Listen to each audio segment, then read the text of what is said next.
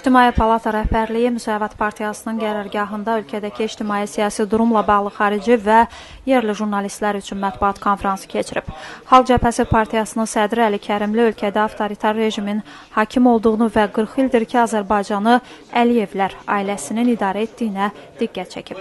Ölkədə icra, məhkəmə, parlament hakimiyyəti arasında bölgü olmadığı, hakimiyyət qollarının icra hakimiyyətinə tabe olduğu xatırladılıb. 2009-cu il referendumdan sonra İlham Əliyevin hakimiyyətə ömürlük iddialı olduğu deyilib. İctimai Palatanın iqtidardan əsas tələbinin insan hüquq və azadlıqlarının təmin olması, müstəqil məhkəmə, parlament hakimiyyətinin yaradılmasıdır. İqtisadi sahədə Azərbaycanda tam korrupsiyalaşmış və monopoliyaların nəzarətində olan bir iqtisadiyyat formalaşır. Biz buna qarşıyıq. Monopoliya və inhisarın əleyhinəyik.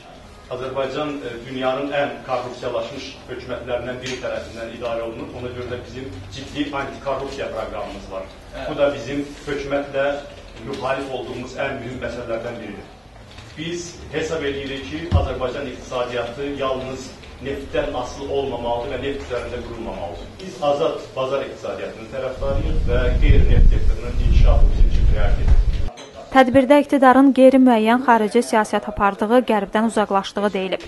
İctimai Palatanın isə Azərbaycanın gələcəyini bir mənalı olaraq Avropaya inteqrasiyada gördüyü bildirilib. Hazırda Azərbaycanda insan haqlarına hörmət etməyən, siyasi və vicdan məhbuslarını həbsdə saxlayan iqtidar və buna qarşı mübarizə aparan müxalifət, vətəndaş cəmiyyəti institutları olduğu qeyd edilib.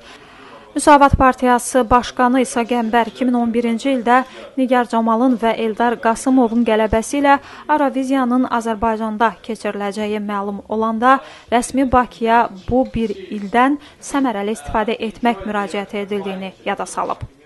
İqtidarınsa bu müraciəti nəzərə almadığı, Azərbaycanın Avropaya yaxınlaşmaq üçün addım atmadığı ölkədə onlarla siyasi və vicdan məhbusu olduğu yada salınıb.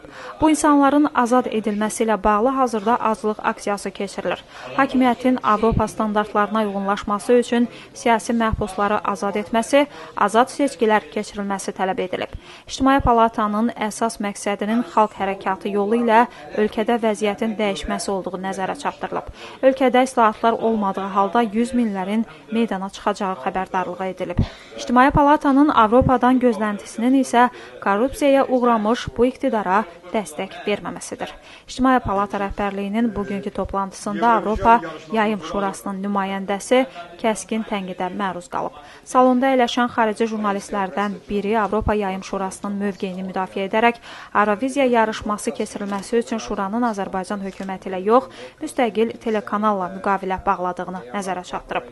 Buna cavab olaraq İsa Qəmbər mətbuat konfransının keçirilməsi haqda müstəqil dedikləri ictimai telekanala məlumat verilməsinə baxmayaraq tədbirdə iştirak etməməsini qeyd edib. İctimai televiziya üzərinə düşən öhdəliyi yerinə yetirmədiyi, pluralizmi təmin etmədiyi, müxalifət liderlərinə efir vermədiyi üçün mayın 24-də bu telekanal önündə piket keçiriləcəyi vurğulanıb. Bu televiziyanın adı ictimai olsa da o funksiyalarını yerinə yetirmir.